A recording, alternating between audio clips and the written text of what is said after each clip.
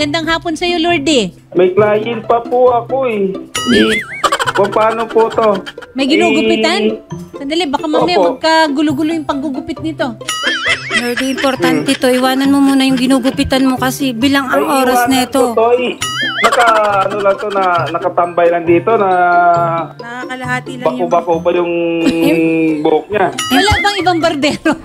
Matagal ko na rin kasi sinasabi sa kanya yan eh. Pagkukulang na yan na hinahanap ko sa kanya. Nga lang, sa kanya, ang palagi niyang sinasabi sa akin, kung ano siya, yun na siya. Sa loob ng isang buwan, makapag-banding kami. Yun ang hinihingi ko sa kanya eh. Gastos lang daw yan. Sus.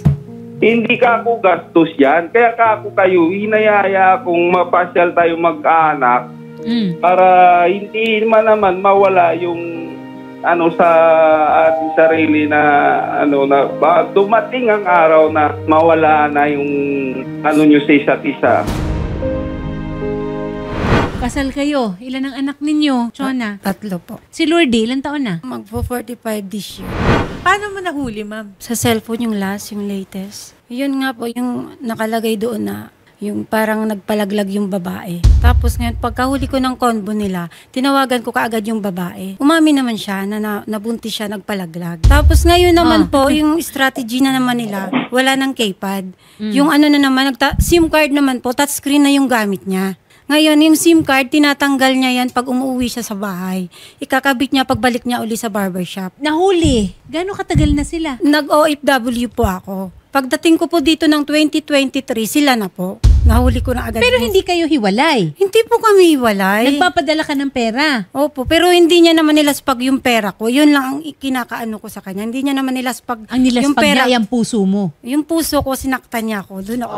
Yung pagsasakripisyo Sabi mo ko. na nga. Magandang hapon sa'yo, Lordy. Po. Lordy. Ngayon, nakikinig po ako. Oh, live tayo ngayon sa Wanted sa Radyo, ha? Ako si Attorney Aina Magpale. Live po. May client pa po ako eh. Paano po to? May ginugupitan? Sandali, baka mamaya Opo. magkagulo-gulo yung paggugupit nito. Lordy, importante to. Iwanan mo muna yung ginugupitan mo kasi bilang ang oras na ito. Nakatambay lang dito na Nakakalahati lang yung... bako-bako pa yung buhok niya. Wala bang ibang bardero? Ano bang gusto mong mangyari? Lordy, Ikaw lang naman itong pinipilit mo na kasama ko kagabi, nung isang gabi. Huwag mo akong anuhin, Lordy. Alam mo, sa sarili mo yung ginagawa mo. Paulit-ulit. Di ba? Alam mo yan. Nagpapadala ka lang kasi dun sa mga sul-sul. Nagsisinungaling ka, Lordy. Huling-huli ka na eh. May pamilya kang tao, hindi ka uuwi ng isang gabi. Tama ba yun? Pag uwi mo, hindi ka pa nakakain eh. Hindi tayo magkaagulo kung wala kang ginagawang kalokohan. Ay wala naman talaga akong ginawa nung isang gabi na yun. Nandito lang kami umiinom. Lordy, hawak ni Chona yung telepono mo na merong convo na tungkol dun sa babaeng nagpalaglag. Wala na po yan, mami. Hindi po talaga amin. Hindi po talaga siya amin. Pero ang totoo po, sila po talaga. Hanggang ngayon? Opo, sila po talaga. Kasi kitang-kita, may SIM card na tinatago po sa barbershop. Paano niya po sasabihin wala. Lang matagal ko na po siyang kinausap. Ayaw talaga niya pong tumigil. Ganon din po yung babae. Gusto ko nga pong magkaharap-harap talaga kami. Ikaw, Lordy, handa ka naman. Nakausapin ng maayos si Chona. Opo. May asawa rin po yung babae. Ha? May asawa po. Sus, Mariosep naman, oh. Pasensya ka na, mahal ko. Hindi kita makakausap kasi andito siya. Yung asawa niya. Mag-iingat ka pa uwi. Baka nga, binat to. Mabigat ulo ko. Lahat Tsaka po, pabor naka-update naman- po yan. Tsaka pabor naman Kailan? lahat ng message ko. I love you, mahal. Ingat ka po pa uwi. Sa'yo ako masaya. Mahal kita, Lordy. Pero may asawa ka na. Ang tawagan nila mahal ko, attorney. Di ka naman niya sinasaktan ng pisikal. Dumarating na po minsan, yung nagsasampalan, ganun Ha? po. Opo, Ini-report mo ito? hindi po. dapat Kasi matindi na po yung anuhan namin, yung sagutan. Siyempre po, hindi po siya tumitigil eh. Meron din namang darating ka sa punto na alam mong hindi na yun makabubuti sa pamilya. Hindi na po talaga. At kailangan mo na rin alagaan ang sarili mong pag-iisip, ang Opo. sarili mong katawan, kung ano yung kapakanan, yung dapat para Opo. sa'yo. Ikaw, mahal mo ba siya? Medyo nawawala rin po. Siyempre sa tagal niya ba Pero naman. mahal mo pa? Medyo, meron pa namang natitira kahit papano. Kasi doon rin natin pagbabasihan kung gaano katatag ang magiging desisyon mo. Opo. Okay? Okay. Lordy, so may relasyon nga ba talaga kayo? Wala po. Sus, hindi aamin. Wala. Babae na nga po talagang nagsabi na sa'yo ako masaya. Hindi pa po ba yun sapat na nagkabuntisan na po? Kasi ang sabi niya po, wala daw ebidensya na nakapatong sila. Yun ang pinaglalaban niya po. Pero umamin na nga yung babae na nagpalaglag eh.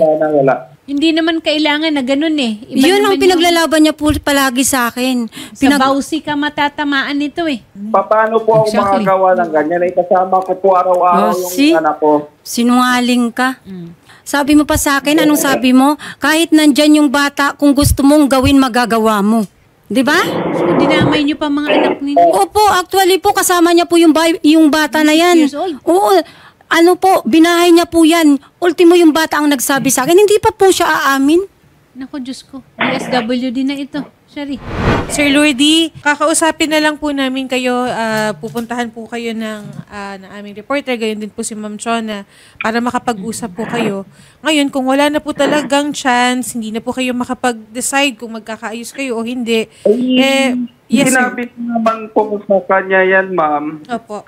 Kung maaari, ayusin namin para sa mga bata.